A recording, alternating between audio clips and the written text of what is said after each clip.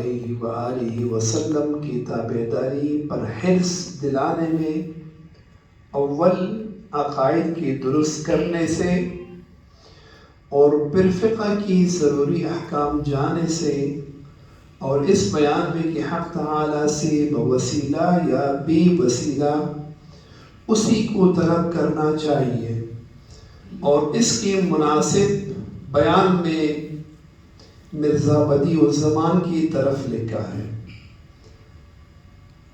امام ربانی شیخ احمد فاروقی سرہندی رحمۃ اللہ علیہ وہ مبارک فرماتے ہیں کہ حضور پاک صلی اللہ علیہ وسلم کی حرص تابعداری پر حرص کرنے والا عقائد کی درست کرنے اور فقہ کی جو حلال و حرام و مباح و مستحب ہمیں بتاتے ہیں، یا اسی طرح اللہ تعالیٰ سے وسیلہ یا بے وسیلہ ان کو طلب کرنا، اس مسائل کے اوپر یہ مکتوب ذکر ہے۔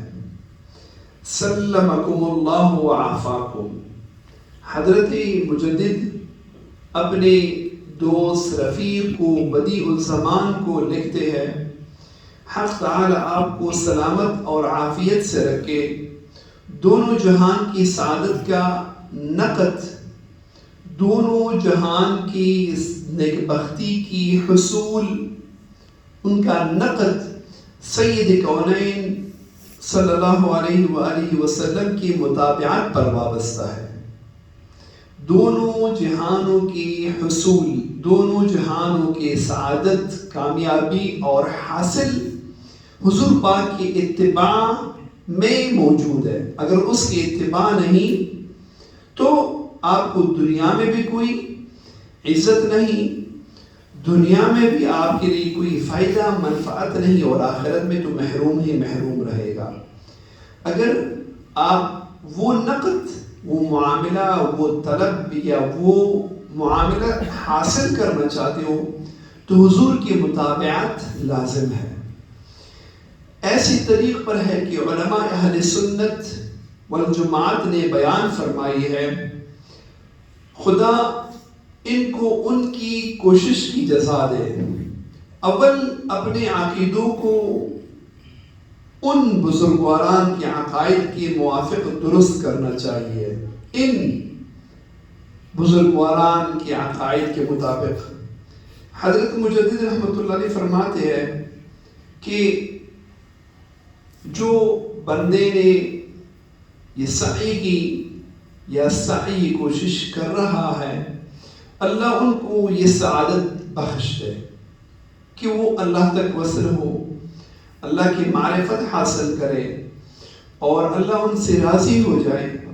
اس کے بعد ایک سالک یا ایک عام بندے کو سب سے ضروری چیزیں کیا ہے؟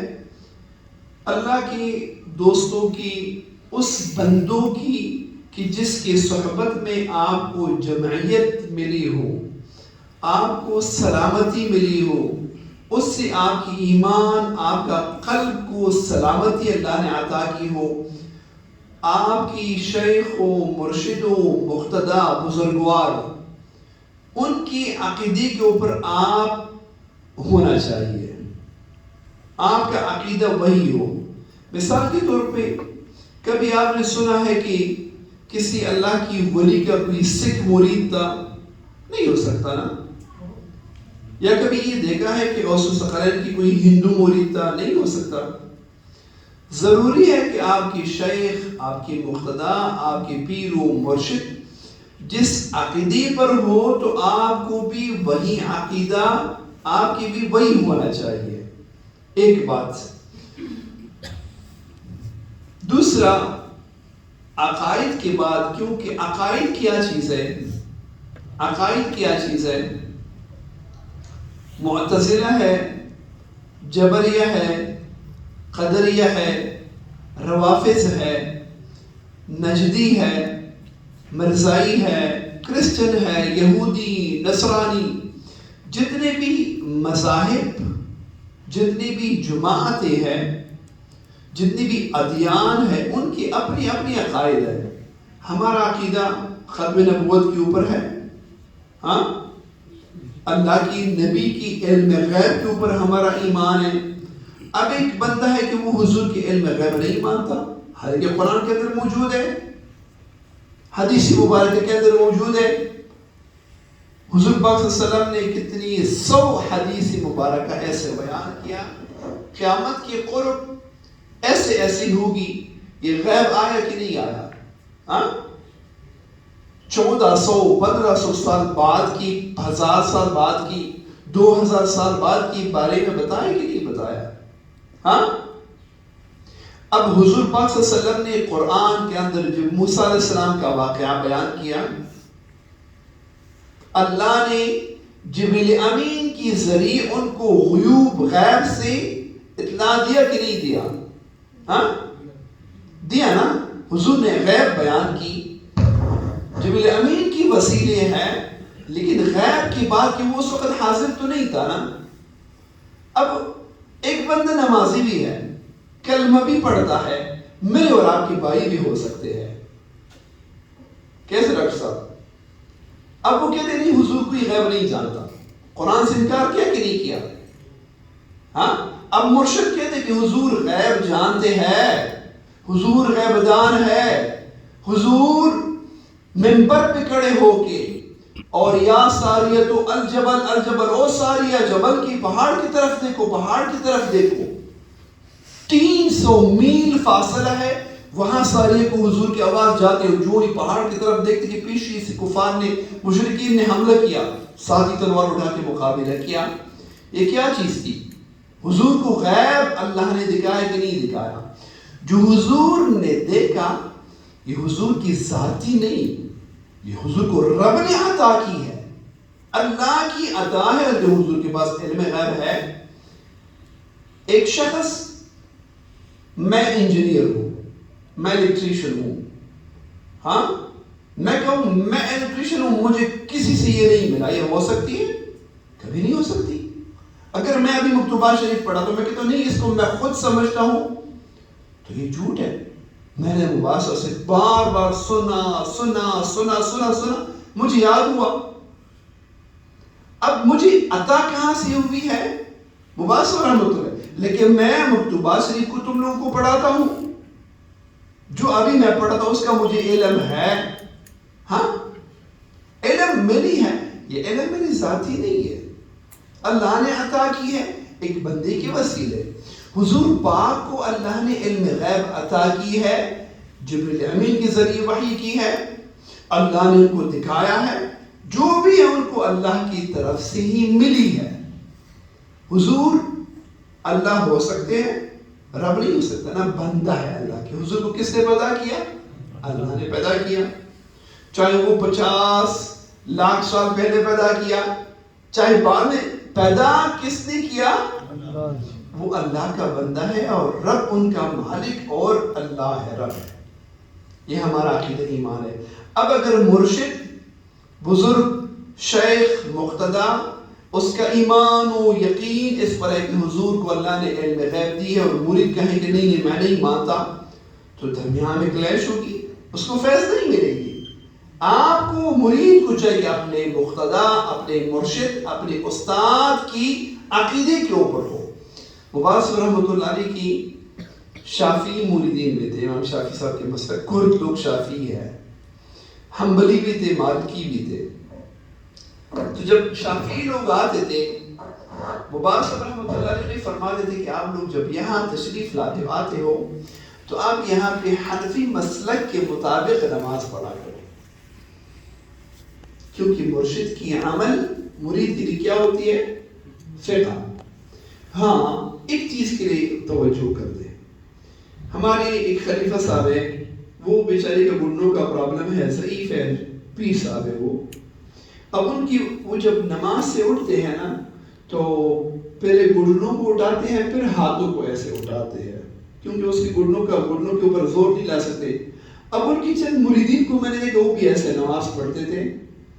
حضور پاک صلی اللہ علیہ وسلم فرمایا کہ جیسے کتا اٹھتے ہیں یا اونٹ اٹھتے ہیں اس طرح سجدے سے نہ اٹھایا کرو. سجدے سے کوشش کرو کہ سیدھا اٹھ جایا کرو، ہاتھوں کو گھٹنوں کے اوپر رکھو۔ فقہ کی مسئلہ بھی ہے، اگر آپ زمین کے اوپر ایسے ہاتھ رکھ کے پہلے آپ ایسے سیدھا کھڑا کر دیں اپنے آپ کو اور پھر ہاتھ اٹھائیں تو اس کا منع آیا۔ اگر آپ معذور ہیں، گھٹنوں میں تکلیف ہے، آپ کی پرابلم ہے، کمر میں تکلیف ہے، تو آپ کے لیے کوئی حرج نہیں ہے، پھر شریعت اجازت دیتے ہیں۔ اب اس پیر صاحب کی جو مرید ہے وہ اپنے مرشد کی، اپنے شیخ کی وہ کاپی کر کے وہ کیا کرتے ہیں، وہ بھی اسی طرح نماز میں نے کہا بھائی وہ تو بیچارہ ضعیف ہے۔ اگر مرشد کی عمل مرید کے لیے فقہ ہے تو اچھی عمل فقہ ہے، یہ نہیں کہ وہ بیماری کی وجہ سے، اب ایک مرشد ہے وہ ضعیف ہے، وہ کرسی میں نماز پڑھتے ہیں، مریدین سارے بیٹھ کے کرسی میں نماز پڑھنا شروع کر دیں، نہیں وہ تو عذر ہے نا بھائی۔ تو مرشد کی وہ عمل کہ وہ شریعت کے مطابق آپ کے لیے وہ سب سے بہترین عمل ہے اور آپ کے لیے وہی فقہ ہے۔ تو اس سے مقصد کیا چیز ہے کہ مرید اپنے مرشد، اپنے شیخ کی عقائد کے اوپر ان کا بھی عقیدہ ہو، سیم اسی طرح عقیدہ ہو۔ عقیدہ یعنی مین چیز ہے، مقصد میرا یہ تھا عقائد کے اوپر، عقیدہ مین چیز ہے کہ آپ کو عقائد کے بارے میں علم ہو، سلوک، معرفت خدا، اللہ کی رضا کے لیے، اللہ کو راضی کرنے کے لیے ضروری ہے۔ اس کے بعد حلال و حرام، فرض و واجب، سنت و مستحب و مباح اور مشتبہ حاصل کرنا چاہیے۔ ایک سالک کو، ایک مرید کو، اس کو فرض علم، واجب علم، حلال و حرام کا علم یہ ان کے لیے ضروری ہے، یہ علم اس کے پاس ہو۔ اب میں آپ لوگوں سے دو تین چند چیزیں ایسے سوالات کرتا ہوں۔ جس وقت سورج نکلتی ہے اس وقت نماز جائز ہے؟ ہاں کچھ ساتھیوں کو علم نہیں تھا۔ جس وقت سورج نکلتا ہے اس وقت نماز نہیں پڑھنا چاہیے، یا تو وہ پورا نکلا ہے یا سورج نکلنے سے پہلے نماز پڑھے۔ ایک دوسرا زوال کے وقت، زوال جب سورج بالکل درمیان سینٹر پہنچے آسمان کے، اس وقت بھی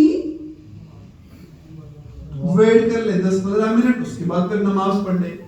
یا جس وقت غروب ہوتی ہے، ہاں شام کے وقت جب سورج گرتی ہے، اس وقت نماز نہیں پڑھنا چاہیے۔ اب ایک شخص ہے وہ کہتے ہیں یار یہ نیک عمل ہے، اچھا عمل ہے، میں نے کرنا ہے، وہ محنت تو کرے گا، کیا ہوگی؟ عبادت ضائع جائے۔ اب نماز، زیادہ نماز اللہ پسند کرتے ہیں۔ ابھی عشاء کے کتنے رکعت فرض ہے؟ 4 رکعت فرض ہے۔ اگر میں کہوں نہیں میں 4 کیوں پڑھتا ہوں، میں 2-3 اور بھی ساتھ ملا لوں، میں 4 نہیں میں 8 پڑھتا ہوں، ایک ہی نیت کے اوپر، وہ نماز میری ہو جائے گی؟ کیوں نہیں ہوگی؟ ہاں کیوں نہیں ہوگی؟ میں سوال کرتا ہوں، 4 فرض ہے نا۔ اب جب آپ سفر پر جا رہے ہو، سفر آپ نکلے ہو، آپ کی 4 رکعت فرض نہیں ہے، آپ کی 4 رکعت فرض نہیں ہے، آپ کی 2 رکعت فرض ہے۔ آپ کہیں نہیں میں نماز پڑھتا ہوں تاکہ میری ثواب ہو جائے، ثواب نہیں ہوگا، گنہگار ہو جائیں گے۔ آپ اگر یہ سوچ لیں کہ میں زیادہ پڑھ لوں، ہاں اب ایک بات، وہ تو میں 4 پڑھتا ہوں لیکن سفر میں کوئی سنت نہیں پڑھتا، نہیں تو سفر ہے، جب فرض معاف ہو گئی تو سنت کہاں سے آئی؟ فرض کس کی حق ہے؟ اللہ کا۔ سنت کس کا حق ہے؟ حضور پاک صلی اللہ علیہ وسلم کی۔ اللہ اپنا حق معاف کرتے ہیں، اللہ بندے کا حق معاف نہیں کرتا۔ کہیں ایک بھی جگہ آپ لوگوں کو یہ ذکر آئی ہے کہ حضور پاک نے سنت چھوڑا ہے، یا حضور نے فرمایا کہ سفر میں سنت نہ پڑھو؟ ہمارے اپنی سنی بھائی ہے، سفر میں جب جاتے ہیں وہ سنت نہیں ہے۔ میرے بھائی وہ سنت تم سے وقت کون سا لے گا؟ ایسے پہلے جو فرض نماز تھی وہ تم نے ضائع کر دی، اور جو لازمی ہے وہ کو ہم نے چھوڑ دیا۔ یہ کیا چیز ہے؟ لا علمی کی وجہ سے۔ ایک مسئلہ یہ۔ دوسرا مسئلہ، آپ بالعموم جتنے بھی ساتھی بیٹھے ہو، ہر ایک بازار سے جا کے گندم خریدتے ہو نا، گندم خرید کے لاتے ہو، پھر گندم کو کہاں سے پسائی کرتے ہو؟ چکی سے۔ چکی والے کو متبادل میں کیا دیتے ہو؟ نہیں، شاید کوئی پیسے دیتا ہوگا، بالعموم لوگ وہ گندم سے اپنا حصہ لیتے ہیں، ایسا کچھ حصہ سے لیتے ہیں، پیسے دونوں چیزیں لیتے ہیں۔ اب پیسے لیتے ہیں، اب اچھا ہو گیا نا۔ اب جو ہم حصہ دے دیتے نا، وہ ہمارا جو حلال گندم تھا وہ بھی حرام ہو جاتا، وہ حرام ہو جاتے ہیں۔ گاؤں میں ابھی بھی یہی سسٹم، کیونکہ گاؤں میں پیسے تو ہے نہیں، وہ ایسی کرتے ہیں 1 من کے اوپر 2 کلو یا 1.5 کلو جو ہے وہ گندم لے لیتے ہیں۔ اب گندم کی تم نے پسائی کر لی، تم نے گندم کو پیس لیا، واپس پہ حلال رزق جب لے کے گئے تو واپس حرام لے کے آ کے کھاتے ہو، پھر دعا خواہ قبول ہوگی۔ یعنی اول عقیدہ بنیاد ہے، وہ درست کر لو، اس کے بعد اللہ کے لیے وصل چاہتے ہو، ایسے بندہ بننا چاہتے ہو کہ اللہ مجھے پسند کر لے، اس کے لیے کیا چیز ہے؟ آپ کے پاس حلال ہو، حرام ہو، مباح ہو، سنت کی علم ہونا چاہیے۔ ہمارے کئی لوگ ساتھی ایسے کہ گھروں میں کتا ہوتا ہے نا، کتا کیا ہے؟ جب وہ آتے ہیں اور آپ کی جہاں پہ آپ بیٹھتے ہو وہ آ کے آپ کو منہ مارے، آپ کے کپڑوں کو منہ مارے تو کیا ہوگی؟ پھر لوگ جا کے وہ نماز پڑھتے ہیں، کئی ایسے لوگ ہم دیکھتے ہیں، بڑا کلیسا بھی ہوتا ہے، بڑا وہ سوٹ بارڈ قمیص بھی پہنے ہوتی ہے، اس کے لیے وہ کوئی معنی نہیں رکھتی۔ یا اگر میں جہاں سے وضو کرتا ہوں، جس تالاب سے جس کے پانی میں استعمال کرتا ہوں، اس تالاب میں اچانک مجھے اسمیل آنا شروع ہوتی ہے، اب پتہ چلتا ہے کہ اس تالاب کے اندر تو کوئی بلی گری ہوئی تھی، کوئی پرندہ کبا گرا تھا، اچھا چلو وہ تالاب صاف کر لو۔ اب اس کا فقہ میں کیا حکم ہے؟ آپ کی کتنی نمازیں ضائع ہو گئی، کتنی نمازوں کی عادات کے اوپر ضروری ہے؟ یہ تو مجھے خبر نہیں ہے، یہ مجھے خبر نہیں ہے، یہ خبر ہونا چاہیے، یہ فرضی مسائل ہے، فرض ہے یہ آپ کے لیے۔ مجدد رحمۃ اللہ فرماتے ہیں عقائد کے بعد آپ کے لیے حلال و حرام و فرض و واجب و سنت و مستحب و مباح کا علم یہ ضروری ہے، یہ بھی آپ نے حاصل کی۔ اس کے بعد اس عمل کے مطابق عمل کرنا بھی ضروری ہے۔ ان دو پروں اعتقادی اور عملی کے حاصل ہو جانے کے بعد اگر سعادتی ازلی مدد فرمائی تو عالم قدس کی طرف پرواز کرنا حاصل ہو جاتے ہیں۔ ایک کیا عقیدہ درست ہوا، یہ آپ کا ایک پر ہوئی، دوسرا پر آپ کا عقیدہ آپ کا درست ہوا، اپنے شیخ مقتدا کی، اپنے مرشد کی تم نے اقتدا کی، اپنے عقیدے کو اس طرح ہی بنا لیا، تم نے عقیدے کو اپنے مزاج کے مطابق نہیں بنایا بلکہ اپنے شیخ مقتدا کی عمل کے لیے اپنے آپ کو تابع کر دیا، اپنے ذوق، اپنی عادت کو، اپنے معمول کو ان کے مطابق کیا، ایک پر بن گئی، ایک پر کیا۔ کوئی پرندہ تیران کر سکتے ہیں، اڑان کر سکتے ہیں؟ نہیں کر سکتا۔ دوسرا پر ان کے لیے کیا چیز ہے؟ حلال ہو، حرام ہو، مباح ہو، جائز ہو، ناجائز ہو، مکروہ، یہ اعمال و افعال، دو پر آپ کی ہو گئی۔ اس کے بعد اگر اللہ رب العزت کی طرف سے سعادت تمہیں ملتی ہے، نیک بختی ملتی ہے، آپ کو عالم قدس کی طرف، عالم بالا کی طرف، انسان بندہ جب یہ عمل اس کے اوپر عمل پیرا ہو۔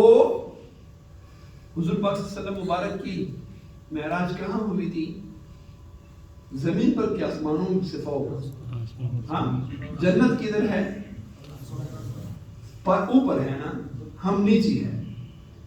تو انسان بندے کو جو اللہ کے لیے انسان، یہ بندہ بڑا اللہ کے لیے پہنچا ہوا ہے، یہ بندہ اللہ کا بڑا قریب ہے۔ اس قریب سے مراد نہیں کہ وہ خود ہوا میں اڑے گا، اس بندے کے اندر ایسے کچھ ہے کہ وہ رب کے لیے قریب ہو جاتے ہیں۔ اس بندے کے لیے اللہ ایک مقام، ایک شان، ایک چیز ایسا دیتا ہے کہ عالم بالا کے اندر، جیسے کہ اللہ فرماتے وہ کیا ہے؟ جس بندے نے مجھے یاد کیا میں ان کو یاد کروں گا۔ اللہ فرماتے ہیں قرآن کے اندر اللہ جب تمہیں یاد کرتے ہیں تو وہ عالم بالا کی جو جبریل و میکائیل و اسرائیل و اسرافیل و مقرب فرشتے ہیں اس عالم بالا میں تیرا ذکر کرتے ہیں، تمہیں یاد کرتے ہیں.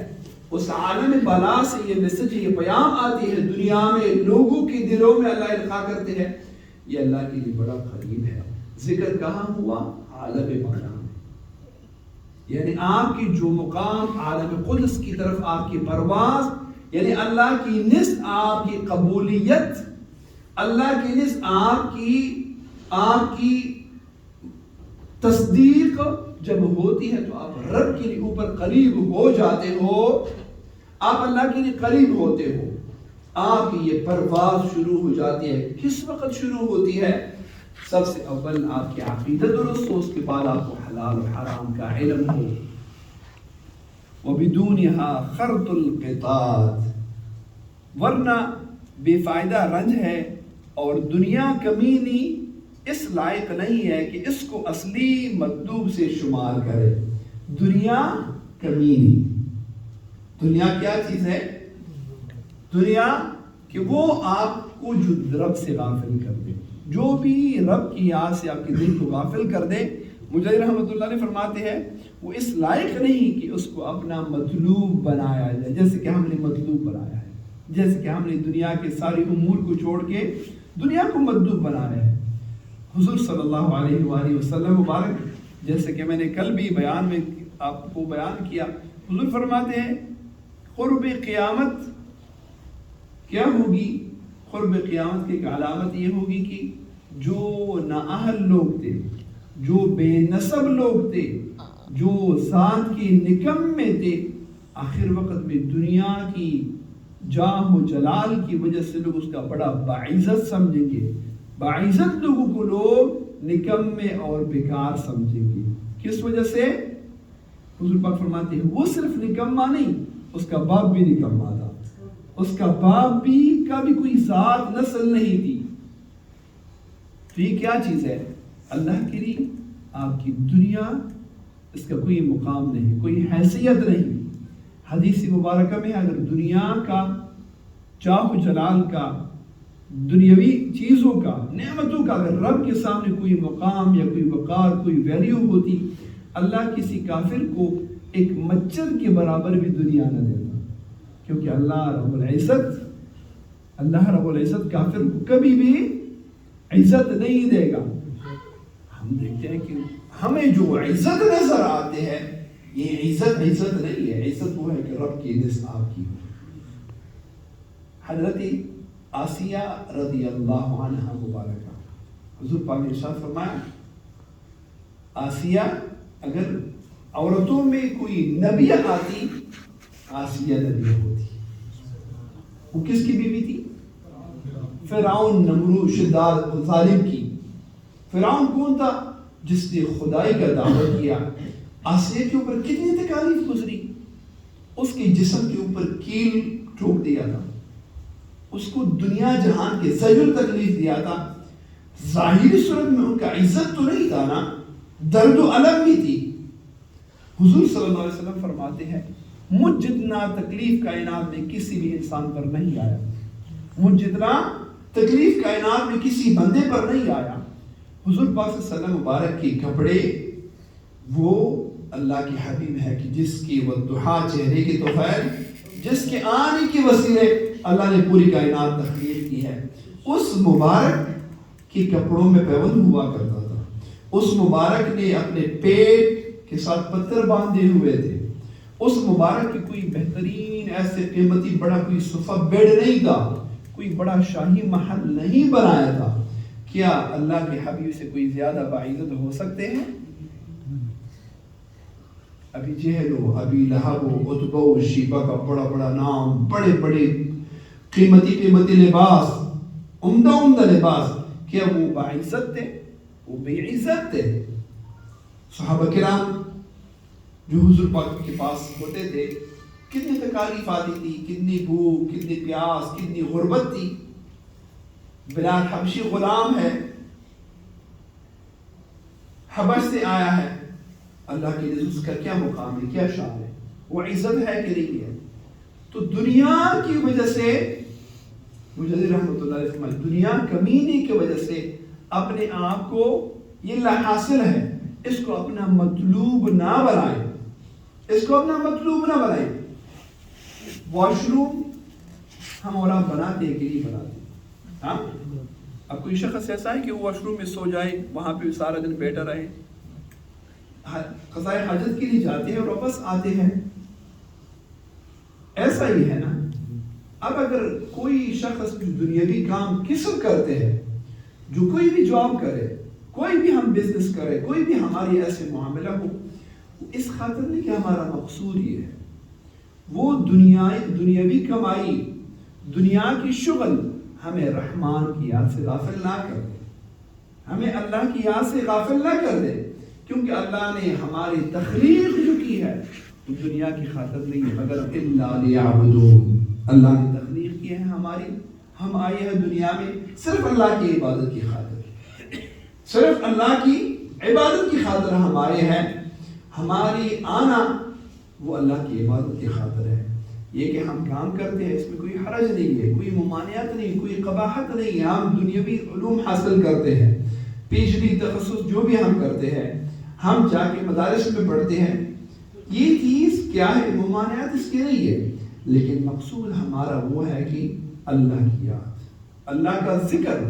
ہم دنیا میں آئے ہیں، کیا ہم نے کیا؟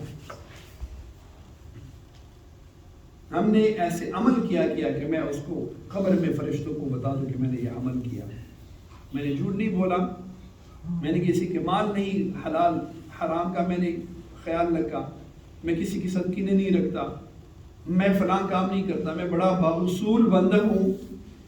سب سے بڑی بھی وصولی یہ ہے، اللہ تمہیں کہتا ہے نماز پڑھو، تو نماز نہیں پڑھتے، اللہ کہتے ہے تم نیک رہو، میں نیک نہیں رہتا۔ اللہ فرماتے قل للمؤمنین یغضوا من ابصارہم، جب آپ کسی نامحرم کو دیکھ کے اپنی آنکھوں کو نیچی کر دو، میں اس کو غور سے دیکھتا ہوں، میں نے کتنی گناہی کی، میں نے کانوں سے کتنی گانے سنے ہیں، میں نے اس زبان سے کتنی غیبت کی ہے، اور سب سے بڑھ کے کیا چیز، میرا دل۔ اللہ حضور پاک صلی اللہ علیہ وسلم فرمائے اللہ تیری جسم کو، صورت کو، تیرے مان کو، تیرے قوم و قبیل کو نہیں دیکھتا۔ ان اللہ لا ينظر الى صورکم ولا الى اموالکم ولكن ينظر الى قلوبکم، اللہ تیرے مال، دل، صورت کو نہیں دیکھتا، اگر اللہ دیکھتا ہے تیرے دل کو دیکھتا ہے۔ اب دل، میں کہتا ہوں نہیں میرے دل میں کیا چیز ہے، میرے دل میں تکبر ہے، میرے دل میں یہ ہے کہ میں سب سے بہترین انسان ہوں، یہی سب سے بڑی ہلاکت ہے آپ کے لیے، مجھ جتنا تو کوئی بھی کامل نہیں ہے، سب سے بڑی ہلاکت ہے، میں اپنے آپ کو بہترین سمجھتا ہوں، سب سے بڑی میرے لیے ہلاکت ہی ہے۔ کتنی جرائم رب کے سامنے تمہیں، یا رب میں بڑا شرمندہ ہوں، گنہگار ہوں، عاجز ہوں، یا اللہ میں ایسا ہوں۔ اگر کوئی شخص تمہیں کہے کہ تم بڑا فلان فلان ایسے ہو، کیا مجھ سے برداشت ہوتی ہے؟ محمد عربی صلی اللہ علیہ وسلم کو جب پتھر برسائی تو حضور پاک نے اپنی ذات کا کسی سے انتقام نہیں لیا، ان کے لیے حضور نے دعا نہیں کی۔ کیا میں اور آپ ایسے مومن مسلمان ہیں؟ ہماری عمل، ہمارا حلیہ، ہمارا لباس، ہمارا کھانا، ہمارا پینا، ہمارا اٹھنا بیٹھنا، دوست دشمن، سارے کیا اسلام کی دین کے مطابق برابر ہے؟ ہمارا لباس، ہمارا حلیہ حضور کی سنتوں کے خلاف ہے، روز ہم اس کی سنتوں سے ہٹ کے خلاف کر کے اس کے اوپر ہم فخر کرتے ہیں، یہ گناہ نہیں ہے کیا؟ رب سے بغاوت نہیں ہے؟ تم دنیا جہان کی، میں سگنل کراس نہیں کرتا، میں فلان نہیں کرتا، میں ابھی کہوں کہ میں تو سب سے بڑا ولی ہو گیا ہوں، میں نے ملک کی کوئی چیز کو ضرر نقصان نہیں دیا، یہ تیری ولایت نہیں ہے، تیری ولایت وہ ہے کہ وہ رب قبول کر دے، وہ اللہ قبول کرے۔ اللہ کے کتنے احکامات کو ہم توڑتے ہیں، ہماری پھر اپنے آپ کو دھوکہ دینے کے لیے، نہیں میں کسی کو تکلیف نہیں دیتا، بس یہ سب سے بڑی ایمان ہے۔ سب سے بڑی ایمان یہ ہے تم نماز پڑھو، سب سے بڑی ایمان ہے کہ تم عاجز رہو، سب سے بڑی ایمان یہ ہے کہ تم اگلے بندے کو اپنے سے بہتر سمجھو، سب سے بڑی ایمان یہ ہے۔ یہ تو ممکن ہے نہیں کہ آپ کسی بندے کو تکلیف اور درد دے، آپ کے اوپر جو اللہ کی ایک شخص نے ایک عالم سے پوچھا کہ یہ مجھے بتا دے کہ جو آج کل سائنسدان یہ سائنس کہتے ہیں کہ ہم چاند تک پہنچے ہیں، تو آپ یہ مانتے ہو؟ اور اس نے کہا یہ ناممکن نہیں ہے، اللہ کی کائنات ہے، جتنے سیارے ہیں دنیا میں ذرات ذرے اتنی نہیں کہ جتنے جہان کے اندر سیارے ہیں، ہو سکتا ہے کسی سیارے تک پہنچی ہو، لیکن میں نہیں مانوں گا۔ اس نے کہا حضرت سبھی کیسے؟ اس کے پاس پروف ہے، ویڈیو ہے، فلان ہے۔ اس نے کہا بات یہ ہے کہ یہود و کفار کو اس بات کا علم ہے کہ ہمارے نبی نے کبھی جھوٹ نہیں بولا، قرآن کے جتنے بھی احکامات آیتیں ہیں سب درست ہے، لیکن کفار اس کے باوجود بھی کہ اس پر ایمان رکھتا بھی ہے تب بھی قبول نہیں کرتا، اللہ کے حکم کو قبول نہیں کرتا، ہمیں غصہ آتے ہیں، ہمیں برا لگتے ہیں۔ ایک بات، دوسری بات ہے کہ کفار کو جب اس بات کی یقین و ایمان ہے کہ قرآن کے اندر جو ذکر ہے اور اللہ کی نبی نے جو بھی ارشاد فرمائی ہے وہ سب درست ہے، تو حضور پاک صلی اللہ علیہ وسلم مبارک کے معراج کو کفار نہیں مانتا۔ حضور کے معراج کہ وہ اللہ کے لیے وصل ہوا ہے، اللہ سے ملا ہوا ہے، وہ کفار رد کرتا ہے۔ جب وہ رد کرتے ہیں ہماری نبی کے معراج، میں اس کی چاند کے لیے چڑھنا کیسے تسلیم کروں؟ میں نہیں کرتا۔ اب دیکھو ایک بات ہے نا میرے بھائیوں، ہم اگر ہماری عمل اپنے آپ کو ہم دکھا دینے کے لیے کہ بھائی میں فلان کام، میں کسی کو تکلیف درد نہیں دیا، میں نے یہ نہیں کیا، میں نے وہ نہیں کیا، اور رب کے احکامات کو توڑ دے، اس قرآن سے ہم انکار کر لیں، اس کا کوئی فائدہ نہیں ہے۔ دنیا جہاں کے لیے جتنا بھی با قانون با اصول بنے، اب یہ جو کفار ہے، مجھ سے ایک ساتھی نے سوال بھی کیا تھا چند دن پہلے، جو کفار ہے نان مسلم گورے ہیں، وہ بڑی با اصول ہے، وہ یہ بھی نہیں کرتا، وہ یہ بھی نہیں کرتا، وہ جھوٹ بھی نہیں بولتا، فراڈ بھی نہیں کرتا، ایمانداری سے چلتا ہے، ظلم بھی نہیں کرتا، دوسری کی حق تلفی نہیں کرتا، یہ تو جہنم تو نہیں نہ جائے گا نا؟ میں نے کہا کیوں نہیں جائے گا؟ وہ تو جنت ہی نہیں جا سکتا۔ نہیں یہ کیسے بات ہوگی؟ میں نے کہا جس نے لا الہ الا اللہ محمد رسول اللہ نہیں پڑھا، جب وہ نبی آیا تو اس نبی کا ایمان اس کے اوپر لانا تیرے لیے سب سے مقدم یہ ہے، ضروری ہے، یہ مانیں گے تب جنت جائیں گے، ورنہ نہیں جا سکتے۔ وہ نہیں مانتے۔ میں بھی ایک بندے سے ابھی سفر پہ تھا، یہودی سے ہم سفر ہوا، کافی دن ساتھ رہا، بڑی ان کو میں نے نصیحت کی اس حد تک کہ اس کو رونا بھی آیا، اس کے اوپر کیفیت بھی آئی، سب کچھ ہوا۔ میں نے کہا جب یہ سارا کچھ ہے مجھے ایک بات بتائیے ایمان سے۔ کہتے کیا؟ میں نے کہا آپ کا مجھ پہ کیا یقین ہے؟ کہتے مجھ پر آپ کی یقین ہے کہ آپ کذاب نہیں۔ میں نے کہا خیر وہ بات، یہ بتا دے کہ میں آپ کے لیے کیسا ہوں، میں آپ کے دشمن ہو سکتا ہوں، یعنی آپ کو کوئی ضرر میں کبھی دوں گا؟ کہتے نہیں، مجھے تو ایمان ہے کہ دوست، میرا دوست تھا وہ ان کے ساتھ ان کی تھی وہ اٹھنا بیٹھا تھا، کہتے ہیں کہ ان سے آپ کے لیے زیادہ دوست اور ہمدرد ہے۔ میں نے کہا اچھا پھر آپ کلمہ کیوں نہیں پڑھتے، ایمان کیوں نہیں لاتے؟ میں آپ کو، میں نے کہا میں حرفیت بھی کہتا ہوں، میں اپنے کلام کے اس سے پڑھ کے ہماری کچھ بھی نہیں، میں اس پہ حرف اٹھا کے کہتا ہوں کہ اگر آپ نے کلمہ پڑھا تو آپ کبھی بھی خسارہ نہیں کرو گے۔ یہ اس نے کہا کہ آپ مجھے تھوڑا سا وقت دے اور یہ وہ فلان، بہرحال وہ نہیں لایا۔ یہودی تھا، یہود ظاہری بات اللہ نے بھی قرآن میں فرمایا کہ وہ اپنے کفر کے اندر بہت، اب وہ بندہ بڑا اچھا بندہ تھا، دل کا بڑا صاف تھا، اتنا میرا ادب کرتا تھا، اتنا ادب کرتا تھا کہ اس نے صرف میری جانے کی وجہ سے کئی اپنے اعمال کو چھوڑ دیا۔ آج بھی اس کل پرسوں میرے دوست سے بات ہو رہی کہ وہ مجھے دکھائے تو اس کے اندر وہ چیزیں میں نے دیکھی کہ وہ اسلام کے اندر ہم برا سمجھتے تھے، وہ چھوڑی ہوئی تھی کہ اس وجہ سے کہ اس نے بات کی تھی مجھے، لیکن کلمہ نہیں پڑھا، کلمہ نہیں پڑھا۔ جب تک وہ کلمہ نہ پڑھے، اللہ کرے کہ ان کے سارے اعمال و افعال و رفائی کام میں امانت اور صدق سب کچھ آ جائے، تب بھی وہ جنت کی بو بھی اس کے اوپر حرام ہے، وہ جنت نہیں جا سکے گا جب تک محمد الرسول اللہ کی ذاتی بابرکات کے اوپر ایمان نہ لے کے آئے۔ یہود بھی لا الہ الا اللہ پڑھتے ہیں، وقالت اليهود عزیر ابن اللہ وقالت النصارى المسیح ابن اللہ، وہ کہتے لا الہ الا اللہ مسیح ابن اللہ، لا الہ الا اللہ عزیر ابن اللہ، یہود کہتے ہیں کہ عزیر اللہ کا بیٹا ہے، مسیح کہتے ہیں کہ عیسیٰ علیہ السلام اللہ کا بیٹا ہے۔ آگے محمد رسول اللہ جب تک نہ پڑھے وہ جنت کا بو نہیں دیکھ سکتا۔ جنت کے لیے شرط کیا چیز ہے؟ جو حضور سے پہلے ادیان گزرے ہیں، ملت ابراہیمی ہے، دینی موسوی ہے، تورات انجیل زبور ان کتب کے اوپر جب اس وقت وہ نبی تھا اور جو ایمان لے کے آئے تو ٹھیک تھا۔ اس کے بعد جو شرک کیا شروع ہو گئی، اس کے بعد لات و منات و عزا کی بتیں بنانے کے لیے سجدہ کرنا شروع کی، یا عیسیٰ کو اللہ مانا، تو وہ مشرکین ہے۔ یا وہ مسیح ہے، مسیح ابھی جنت نہیں جا سکتے، جتنا بھی وہ نیک ہو، جتنا بھی امین ہو، جتنا بھی سچے ہو، وہ کیا چیز ہے؟ اللہ کیا فرماتے ہیں؟ اللہ کیا فرماتے ہیں؟ یا ایھا الذین آمنوا انما المشرکون نجس، یا ایھا الذین آمنوا انما المشرکون نجس فلا يقربوا المسجد الحرام بعد عامهم هذا۔ آپ جب مکہ مکرمہ جائیں گے نا، پہلے یہ آیت کریمہ لکھا تھا، وہ ظالموں نے وہ ہٹا دیا، ادھر یہ آیت کریمہ لکھا ہوا تھا الطریق من المسلمین فقط، یہ راستہ صرف مسلمانوں کے لیے ہے۔ اس مکے کی حدود سے آگے کفار کو اجازت نہیں تھی۔ اب تو وہ خود اپنی گاڑیوں میں بٹھا کے لے کے آتے ہیں، تو اس وقت یہ ابھی بھی لکھا ہے مسلمان، یہ راستہ صرف مسلمانوں کے لیے ہے، لیکن یہ آیت کریمہ ایک بورڈ کے اوپر ساتھ لکھی ہوئی تھی، اس کو ہٹا دیا۔ اللہ کیا فرماتے ہیں؟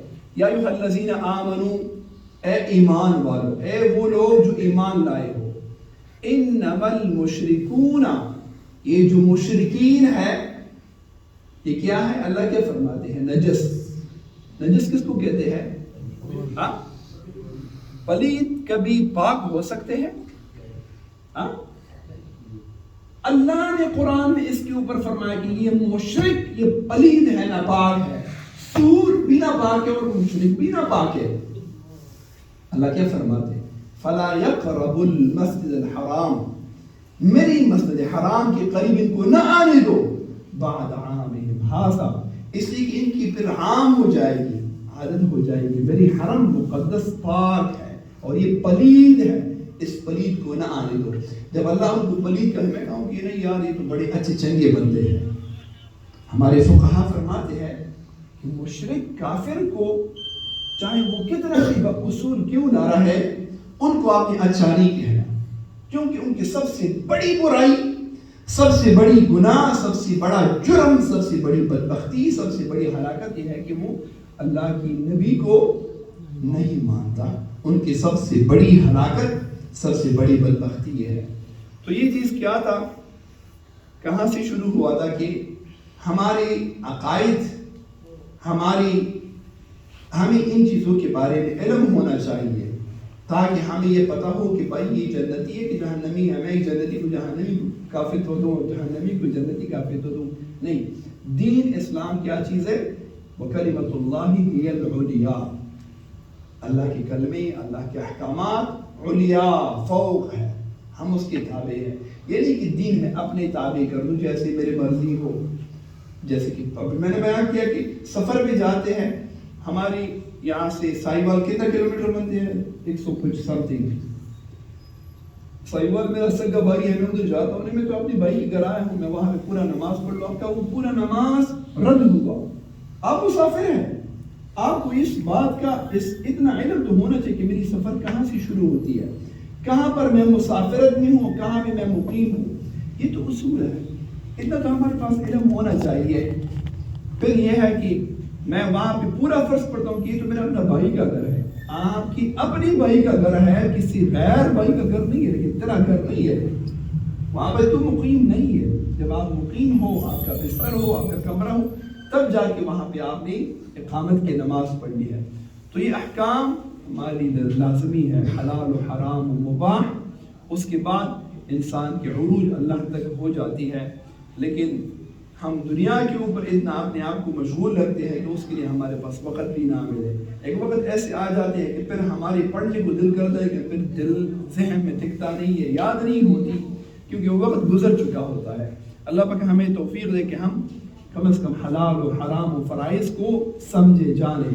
20 30 40 سال ہو گئے ہیں نماز پڑھتے ہوئے، نماز کی معنی کا علم نہیں ہے، سبحانک اللہم کا معنی کا پتہ نہیں ہے، نماز کے اندر فرائض کا، واجبات کا، سنت کا ہمیں علم نہیں، حالانکہ 5 وقت نماز پڑھتے ہیں اور بچپن سے ماشاءاللہ پڑھتے ہیں. اللہ پاک ہمیں سوچنے سمجھنے کی توفیق عطا فرمائے. بلند ہمت ہونا چاہیے اور حق تعالی سے بوسیلہ یا بے وسیلہ اسی کو طلب کرنا چاہیے. کار این است و باقی ہم ہیچ، اہم کام یہی چیز ہے، اس کے علاوہ سب کچھ ہیچ. ہیچ کا کیا کہتے ہیں؟ کچھ بھی نہیں، اس کے علاوہ سب کچھ زیرو ہے. اگر آپ دانا و عاقل ہے، اپنے عقائد کو درست کر لے، علم حاصل کرے، یہی سب سے یہی باقی ہے، اس کے علاوہ سب کچھ ہیچ ہے. جب آپ نے توجہ کی ہے اور ہمت کی طلب کی ہے، آپ کی بشارت ہو سالم و غانم، سلامتی سے اور غنیمت کا مال لے کر واپس جائیں گے. لیکن ایک شرط کو مد نظر رکھیں، اور وہ یہ ہے کہ اپنی توجہ کا قبلہ ایک بنائے. توجہ کا قبلہ کا متعدد بنانا اپنے آپ کو تفریقے میں ڈالنا ہے. اپنی توجہ میں مثال کے طور پہ اپنی توجہ کا قبلہ ایک بنا دے، نہ کہ متعدد بنائے. اگر متعدد بنائے تو آپ تفرقے میں آ جاؤ گے.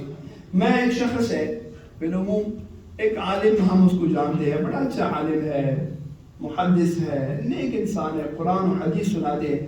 میں جا کے اور بندے کا بھی میں جو ہے وہ بیان سننا شروع کرتا ہوں. میں کہتا یار یہ بھی تو ترجمہ کرتا ہے. ہاں، اب وہ کہتے ہیں کہ ایاک نعبد و ایاک نستعین، ہم صرف آپ کے لیے عبادت کرتے ہیں، اے اللہ، اے رب، آپ سے مدد مانگتے ہیں. وہ آگے کیا کہتے ہیں؟ وہ آگے یہاں پر بتوں کو شامل کر دیتے ہیں، آگے یہاں پر لوگوں کے اوپر فتوے دینا شروع کرے، آگے مسلمانوں کو کافر بنا دے اسی آیت کی مصداق، اسی آیت کے اندر ہی. یا جیسے کہ کلمہ طیبہ کی معنی کیا چیز ہے؟ لا نہیں الہ معبود الا اللہ، مگر ایک اللہ ہے. یہی معنی ہے نا، لا نہیں الہ معبود الا اللہ، مگر ایک اللہ ہے. اب ایک جماعت ہے، مولوی صاحب ہے، وہ کھڑا ہوتا ہے نماز کے بعد، اہم بیان ہے دین کے اور اسلام کی باتیں سنو. لا الہ الا اللہ، سب کچھ اللہ کرتے اور بندہ کچھ نہیں کر سکتا. یہ اس کا معنی ہے کیا؟ میں عوامنا کہ یار یہ تو بڑی کمال کی بات کی، واجی یہ تو کچھ اور طرح ترجمہ کیا، میں تو پہلے بار یہ سنا، بڑا زبردست بات لگی. او بھائی پڑھا اس نے کیا، بیان کیا تمہیں علم ہے؟ اس عالم نے 15-20 سال قرآن کے اندر پی ایچ ڈی حاصل کر کے، تخصص کر کے عالم دین بنا، شیخ الحدیث بنا. وہ آپ کے لیے 10 سال 8 سال 5 سال کلمے کا معنی سناتا رہا. ایک شخص جو اس نے صرف 5 مہینے وقت چلے میں کاٹ کے گزار کے آیا ہے، وہ تم یہ کہیں کہ والی ہے یہ تو صحیح بندہ ہے نا. نہیں، جب آپ مختلف بیانات سنیں گے مختلف عقائد کے لوگوں کی تو آپ گمراہ ہو جاؤ گے، آپ ہلاکت میں جاؤ گے. اگر آپ کو طلب علم ہے، بے شک آپ جاؤ مدرسے پڑھ لو، تو آپ قرآن کی آپ گرامر پڑھ لو قرآن کی، آپ تاکہ ایک جز کی معنی کا تمہیں پتہ چل جائے. پھر خود ہی آپ دیکھ لو. جب آپ نے خود پڑھائی نہیں، ایک شخص ہے الرحمن علی العرش استوى،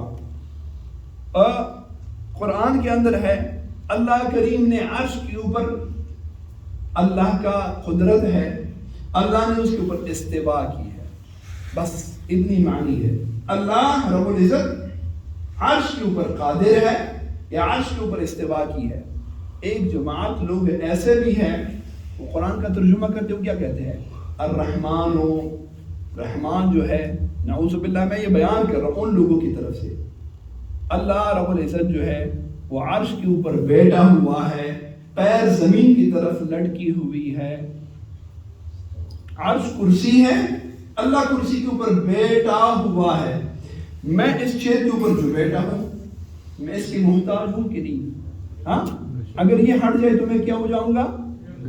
گر جاؤں گا. اب کیا اللہ کرسی کے لیے محتاج ہے؟ اللہ کے لیے آپ پاؤں کی نسبت کر سکتے ہو کہ وہ ایسے لڑکی ہوئی ہے؟ یہ نسبت کر سکتے ہو؟ وہ بھی تو عالم ہے. میں جب ان کے بیان سنوں گا اس کے اوپر مجھے اور دلائل بھی بولیں گے, مجھے کیا ہو یار یہ کوئی بات ہے, دال میں کچھ کالا ہے. مولوی صاحب تو کچھ اور کہتے تھے اور یہ صحیح ترجمہ کرتے ہیں قرآن کی. اب اسی قرآن سے تمہیں گمراہ کر دے گا. مجدد رحمۃ اللہ علیہ فرماتے ہیں مختلف لوگوں کی, اب میں کیا کرتا ہوں, میں سنتا ہوں اس عالم کو کہ وہ میرے رائے کے مطابق مجھے کوئی مسئلہ بیان کرے. میں کہا یار یہ بڑا زبردست مولوی صاحب ہے, مجھے بڑا پسند آیا. میں نے نماز نہیں پڑھی تو اس کے بعد میں نے کہا کوئی بات نہیں نہ پڑھا کرے, یہ صحیح مولوی ہے, یہ ڈرانے والا نہیں ہے. ڈرانا تو چاہیے, ڈرنا تو حق کی خوف تو ہمیشہ. حضور پاک صلی اللہ علیہ وسلم فرماتے ہیں دو خوف دو ڈر ایسے ہیں کہ وہ اکٹھے ہو نہیں سکتے. کیا چیز ہے؟ اور دو خوشیاں ایسے کہ وہ اکٹھے نہیں ہو سکتے. اگر تم دنیا میں خوش رہے, ڈر خوف دل میں نہیں تھا, آخرت میں آپ کے لیے کوئی خوشی نہیں, وہاں آپ کے لیے خوف و ہراس ہوگی. اگر تم دنیا میں رب سے ڈرتے رہے, خوف و ہراس میں رہے, آخرت میں آپ کے لیے کوئی خوف و ہراس نہیں, وہاں پہ آپ کے لیے خوشخبری ہوگی, وہاں پہ آپ کے لیے سکون و خوشی ہوگی. میں کہوں نہیں یہ مولوی صاحب ڈرانے والا نہیں, یہ خوش کرنے والا ہے. نہیں, اللہ رب کیا فرماتے ہیں, میں نے اپنے نبی کو بھیجا تم لوگ کو ڈرانے والا, تم لوگ کو ڈرا دے, رب کی خوف دلا دے. اللہ سمیع ہے, اللہ بصیر ہے, اللہ دیکھتا ہے, اللہ قادر ہے, تاکہ تمہیں خبر آگاہ کر دے. اوے بیٹے جانا نہیں, وہاں کیا ہے, وہاں پہ بچھو ہے, وہاں سانپ ہے, وہاں دشمن کھڑا ہے, وہاں کھڑا ہے, اس میں گر جاؤ گے. میں نے تمہیں کیا کیا, آگاہ کیا, تمہیں ڈرا دیا, تمہیں تعلیم دیا. حضور پاک صلی اللہ علیہ وسلم مبارک ہمیں ایسے ڈراتے ہیں, ہمیں سمجھاتے ہیں, ہمیں بتاتے ہیں. لیکن وہ آدمی, وہ عالم, وہ مفتی صاحب کہ جس نے مجھے حق بیان کیا, میں کہوں نہیں اس نے میرے رائے کے اوپر مسئلہ بیان نہیں کہ یہ بھاڑ جائے. وَكَلِمَةُ اللَّهِ هِيَ الْعُلْيَا وَلَذِكْرُ اللَّهِ أَكْبَرُ. اللہ کا ذکر سب سے بڑا ہے, اللہ کی کلمات کلمے فوق ہے, ہم اس کی تابع ہیں. لیکن آج کل ہم نے کیا کیا, دین کو اپنے تابع بنا. جیسے میری مرضی ہوں میں دین اس طرح کر لوں, پھر کیا کہوں, دین کے اندر کوئی سختی نہیں ہے. ایسے کہتا ہوں میں, ہم لوگوں کہتے ہیں کہ دین کے اندر کیا نہیں ہے, سختی نہیں ہے. ایک بندہ بیمار ہے, اب اس کو ڈاکٹر نے 10 طرح کی ٹیبلیٹ دی ہے, میڈیسن دی ہے. ہاں, اس کو کہا ہے کہ تم نے صبح 15 یونٹ انسولین لگانی ہے, رات کو تم نے نہیں لگانی, آپ نے فلان وقت کتنے یونٹ پھر لگانی ہے, پھر یہ ٹیبلیٹ فلان وقت کھانی ہے فلان. اب میں کہوں یار یہ تو ڈاکٹروں کا بڑا جنجالی کام ہے, جو مرضی. اب میں بجائے 10 یونٹ کی, ہماری بچی تھی اللہ اس کو مغفرت نصیب کرے, حاجی صاحب کی وہ بھائی کی بیٹی تھی, وہ بیچاری ایسی تھی, اس کو 10 یونٹ لگانا تھا, وہ ذرا رات کو نیند سے آنکھ صحیح نہیں کھلی, اس نے بجائے 10 یونٹ کے 100 یونٹ کیا. حاجی صاحب ادھر یہ کوئی شام ہے نا, منظور صاحب کے وہ ساتھ پڑوسی ہیں. اب اس بیچاری نے انسولین لگا لی, ساتھ چھوٹا سا بچہ تھا, کچھ مہینے کا, شاید 1-2 مہینے کا تھا, اور رات سو گئی, اور اسی طرح اس کی وہ اٹیک ہوا دماغ کی. وہ تقریباً 1.5-2 سال مسلسل کومے کی حالت میں رہی, اور بیچاری کچھ عرصے قبل اللہ کو پیاری ہو گئی. تو وہ آپ دیکھو, اس نے صرف اتنی سی چیز کے اوپر اپنے آپ کو ہلاک کیا کہ نہیں کیا. جو اللہ کے کلمے ہیں نا, یہ دین ہے, یہ فوق ہے, ہم اس کی تابع ہیں, لیکن ہم نے دین کو اپنا تابع بنا دیا. میں عمل کرتا ہوں, پھر جا کے مولوی صاحب کو کہتا ہوں یار مجھے کئی مرتبہ لوگ آتے ہیں, وہ گھر میں لڑائی ہوئی, بیوی کو بس 3 مرتبہ بتایا کہ طلاق, کوئی طلاق تو نہیں نہ ہوتی نا. میں کہتا نہیں ہوتی ہے, نہیں وہ جو میرا مفتی ہمارے تو مولوی صاحب کہہ رہا تھا کہ نہیں ہوتی. اچھا بھائی تو مرزائی ہے, شیعہ ہے, نجدی ہے, وہابی ہے کہ سنی ہے, عقیدہ ایمان کیا ہے آپ کی؟ نہیں الحمدللہ کڑر سنی ہوں میں, میرا باپ بھی سنی تھا, ہم ملا شریف. اچھا بھائی ہمارے مسلک میں آپ کی بیوی 3 طلاق کی ختم, نہیں دیکھو نا وہ غصہ بڑا ہے, تو وہ غصے میں تو نہیں نہ ہوتی نا, وہ تو آپ کوئی کتاب دیکھے نا. او بھائی کتاب میں نے دیکھا ہے, 100 مرتبہ دیکھا ہے, نہیں ہوا, ختم ہو گئی. نہیں تو کوئی جواب دوں گے پھر نا, وہ خانہ خراب تو جواب سے پہلے آپ کو پتا ہونا چاہیے تھا کہ طلاق کیا ہے. اور اس کا حکم کیا ہے؟ کیا ہے کہ ہم پھر اس کے لیے بہانے دیتے ہیں، ہم اس کے لیے بہانے ڈھونڈتے ہیں، ہم اس کے لیے اس طرح کی جو ہے وہ، تو یہ چیز ہے کہ بہانے نہیں ڈھونڈنے چاہیے. اللہ کے لیے اللہ للہ دین خالص، اللہ کے لیے صاف دین، اس میں کوئی وٹ کٹ نہیں، سیدھا اللہ کے بندہ بنو. نہیں کہ منافقین سامنے حضور پاک کے لیے فرماتے ہیں ہم تو ایمان ہے مگر کیا اللہ کے نبی ہے، نشہد انک رسول اللہ. اللہ کیا فرماتے ہیں واللہ یعلم انک لرسول واللہ یشہد ان المنافقین لکاذبون. اللہ فرماتے ہیں کہ یہ جو نبی اے حبیب اے نبی آپ کی نبوت کا اقرار کرتے ہیں، اللہ فرماتے ہیں میں بھی گواہی دیتا ہوں. اللہ فرماتے ہیں یہ جو منافقین مشرکین ہیں، اللہ فرماتے ہیں واللہ یشہد، اللہ فرماتے ہیں اللہ گواہی دیتا ہے ان المنافقین لکاذبون، یہ جو منافقین ایک کذاب ہیں، جھوٹے ہیں، یہ نہیں مانتے، دل سے نہیں مانتے. اب ہم اگر صرف زبانوں پہ مانے اور دل نہ مانے تو ایسے ایمان نہیں ہوتی. دین کے لیے مکمل انسان تابع ہو جائے.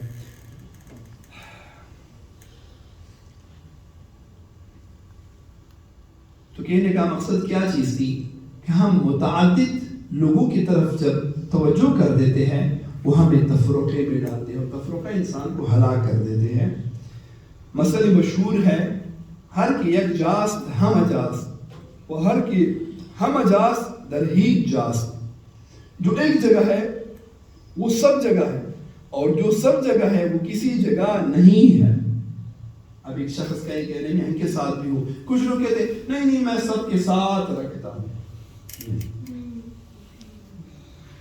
ایمان سیدھا ایک عمل ہے، ایک سیدھا کام ہے. اگر آپ ایک شخص کو مرضائی ہے کہ نہیں بھائی میں آپ کے ساتھ ہوں، یا آپ کا ساتھ ہونا ان کی آپ نے جس کی جماعت کو کثرت دیا بڑھا دیا اللہ کو سے شمار کرے گا. آپ جب جا کے ان لوگوں کی جو حضور پاک کی ذات سے منکر ہے، حضور کے علم کے منکر ہے، حضور کی شان کے منکر ہے، حضور کی ختم نبوت کے منکر ہے، آپ ان کے ساتھ جا کے جی میں آپ کے ساتھ ہوں، پھر میں کہوں کہ نہیں میں تو بڑا زبردست نیوٹرل بندہ ہوں، میں کسی تنقید کرنے والا نہیں، میں کوئی سخت مزاج کرنے والا نہیں. یہ سخت مزاجی نہیں ہے بھائی، یہی آپ کے اپنے لیے سختی ہے، اپنے اوپر سختی لاتے ہو کہ سب کے ساتھ ہو، ایک کے ساتھ سیدھے ہو جاؤ. مجدد رحمۃ اللہ علیہ فرماتے ہیں ہر کی در ہم جا در ہی جا، جو ہر جگہ پہنچنے کا کوشش کرتا ہے وہ ہر جگہ سے محروم رہے گا. ہر کی در یک جا در ہر جا، جو ایک جگہ وابستہ رہا وہاں سے مستفید ہوتا رہا تو وہ ہر جگہ کامیاب ہی رہے گا.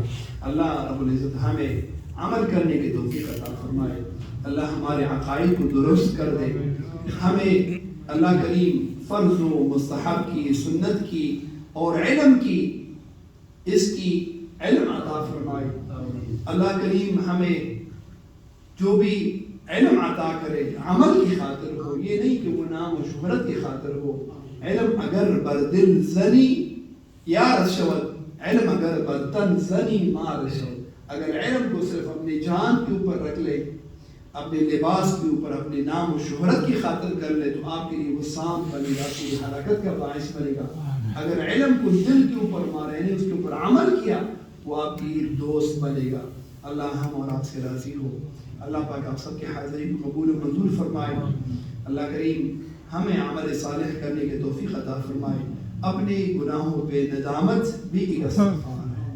اپنے خطاؤں، اپنے غفلتوں پہ نادم ہونا یہ بھی ایک توبہ اور مغفرت ہے اور اللہ کی رضا کے باعث بنتے ہیں. اگر گناہ بھی ہو، معصیت بھی ہو، غفلت بھی ہو، ندامت بھی نہ ہو، اللہ کریم بہت ناراض ہوتے ہیں. اللہ کریم غنی ہے، اللہ مستغنی ہے.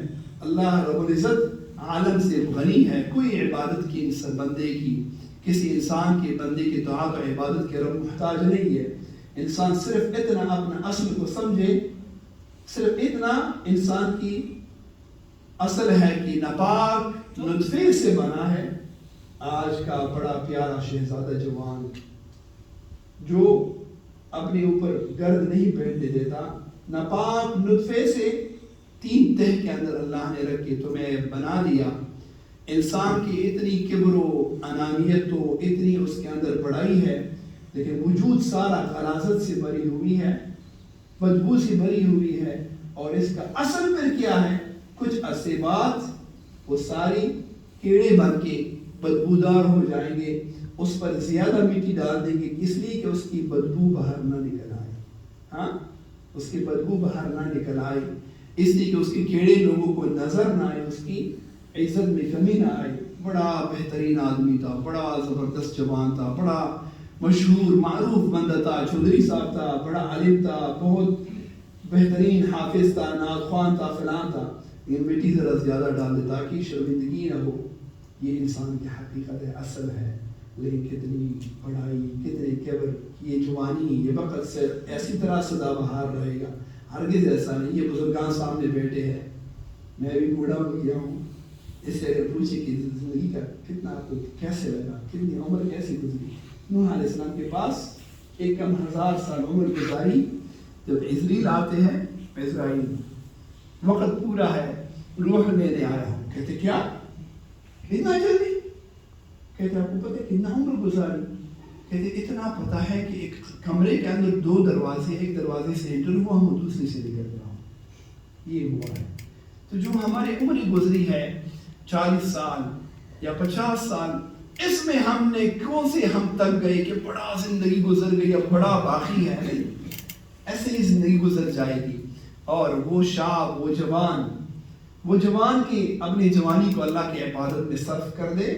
سبحان اللہ، اللہ رب العزت اتنی عظمت ہو، اتنی بڑائی کے باوجود کتنا عظیم الشان ذات ہے اس جوان کو کہ وہ اپنی جوانی کو اللہ کی راہ میں صرف کر دے. قیامت کے دن اللہ رب العزت اس بندے کو شہداء، انبیاء علیہ السلام کے درمیان لا کے کھڑا کر دے گا. عرش عظیم الشان کی سائے کے نیچے لا کے اس کو کھڑا کر دے گا. اس کے لیے کوئی خوف و ہراس نہیں ہوگی. جس جوان نے رب کی اطاعت میں اپنے رب کی سامنے سرخم کرنے کی زندگی گزاری ہو، نہ کہ رب کے سامنے باغی ہو کے دنیا کے ساتھ. نہیں یار، معاشرے میں آج کل دور ہی ایسا ہے نا، آج کل دور ہی ایسا ہے. دور کس نے بنایا؟ جو ہماری، جیسے ہم کہتے ہیں نا، جس کو ہم دور کہتے ہیں، انگریز کے ہم دور کے اندر چل رہی ہے. زمانہ اللہ کی ہے. ہمارا معاشرہ آج کل فون کے اوپر ہے. آج ایک ڈیزائن شروع ہوتی ہے کفار و مشرکین کے اندر، کل وہی چیز ہمارے فیورٹ بہترین بنتا ہے. روز سے ہم نے تھوڑا سا آگے پیچھے کیا، نہیں یار یہ کیا عجیب طرح لگ رہے ہو، یہ فلان ہو گئے ہو. نہیں میرے بھائی، ایسی بات نہیں ہے. آپ کی عمل، آپ کی عزت وہ ہے کہ رب قبول کر دے. رب اللہ نے آپ کو پسند